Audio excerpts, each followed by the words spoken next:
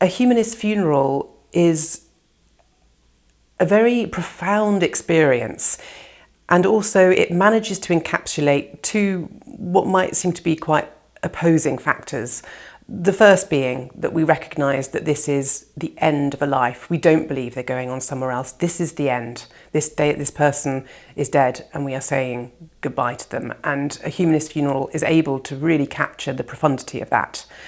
At the same time as celebrating the fact that this person lived, that they created so many profound relationships, so many memories. They have a profound legacy that they're leaving in the children, possibly, that they created, in works that they've left behind. And when we commit somebody within a humanist funeral ceremony, we're not committing them to God. We are committing them to the hearts and the minds and the memories of those people who loved them and whose lives they impacted and whose lives they will continue to impact. And for us, in a sense, that's the afterlife, in that although the person has died, a humanist is very strong in believing that they can still have an impact on your life through the relationship that they had on you and through the influence that they had. We are beings who are connected, and in that sense, through the funeral, we're able to bring the connection together, and for people to see not just an opportunity to release grief and things like that, which will happen in many cases, but more frequently for people to actually see joy in the fact that somebody has been part of their life and has changed their life indelibly. So the focus, obviously, essentially, is on the person who has died at a humanist funeral. But second to that, the focus is then on the community of the person who's died and the relationships that each of them had with that person. What I would hope to bring out in working with them on the words that will be said during the funeral ceremony is that every time the family comes together for every marking of a family moment, be it a birthday or a Christmas or some kind of festival that they are, where the family are, the wider family or the community is coming together, that the person that they've lost through death is going to be able to be there with them if they make that possible, insofar as they are the living embodiment of the impact that that person had on the world.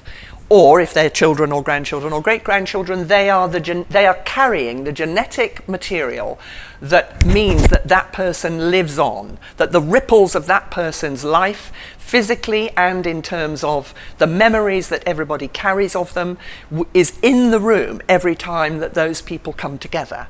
And so that as long as they acknowledge the being and the impact of that person in those events, then that person is going to live on. And every time we tell the stories, that's how we stay alive, because every time the characters that played are brought back to life.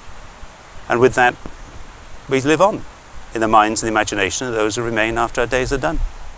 I have a very personal experience of this, in that my best friend died earlier this year and I took her ceremony.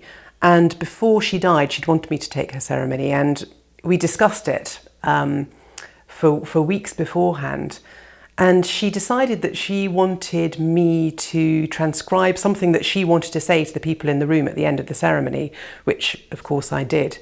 And it was tremendously powerful, in that her message to those people in the room was that she thanked them all for having helped her to have an incredible life, and thanked them all for their love and their care during her journey through cancer.